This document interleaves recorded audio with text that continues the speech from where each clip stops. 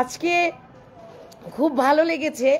মানিকগঞ্জ থেকে আমাকে অনেক শিক্ষক ফোন দিয়েছেন এবং গত কয়েকদিন ধরেই ফোন দিচ্ছেন। আমি সকল মানিকগঞ্জের আমার শিক্ষক বৃন্দের প্রতি আমি কৃতজ্ঞতা জ্ঞাপন করছি এবং সারা বাংলাদেশের যে সকল সহকর্মী সহযোদ্ধা ভাই বোনরা মন খারাপ করছেন, আপনাদের উদ্দেশ্যে বলবো, আপনাদের ভালোবাসা, আপনাদের শক্তি নিয়ে যোজন যোজন পথ পাড়ি দেয়া যায়, আপনাদের জন্য জীবন বিলিয়েও দেয়া যায়।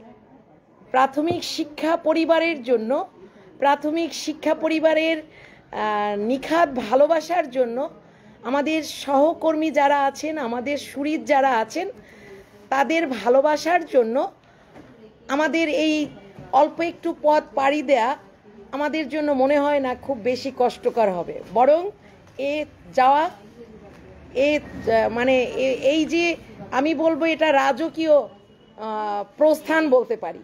আর কর্তৃপক্ষ যেটা মনে করেছেন, অবশ্যই আমরা তাদের সাথে তাদের নির্দেশনা অমান্য করেছি এবং কেন কি কারণে করেছি সেটা অবশ্যই আমাদের কর্তৃপক্ষ যারা আছেন তারা অবশ্যই বিষয়টি অনুধাবন করতে পেরেছেন। পাশাপাশি সকল শিক্ষকদের উদ্দেশ্যে বলবো, আপনারা সকলে কোমলমতি শিক্ষার্থীদের পরীক্ষা কার্যক্রম সুন্দরভাবে পরিচালনা করুন। আপনারা সুশৃঙ্খলভাবে আপনারা পরীক্ষা কার্যক্রম পরিচালন করুন।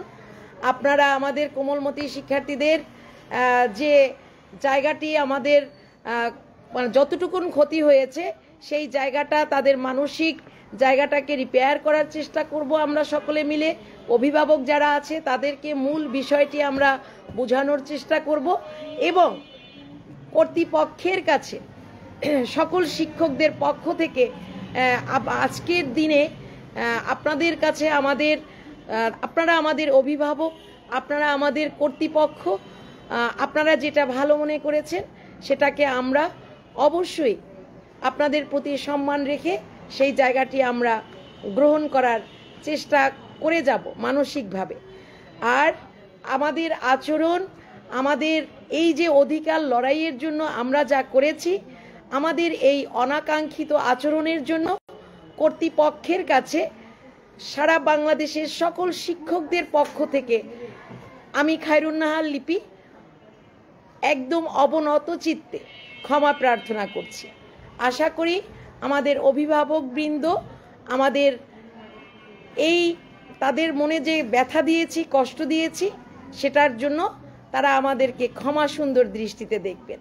পাশাপাশি আবারও বলবো যে আপনারা এই যে আমাদের শিক্ষকদের জন্য যে কষ্ট করে যাচ্ছেন, চেষ্টা করে যাচ্ছেন, আমি সকল স্যারদের কাছে বিনয়ের সাথে বলবো, আমাদের এই ত্যাগের উপর ভর করেই যেন আমাদের শিক্ষকদের স্যার অধিকারটা যেন প্রতিষ্ঠিত হয়।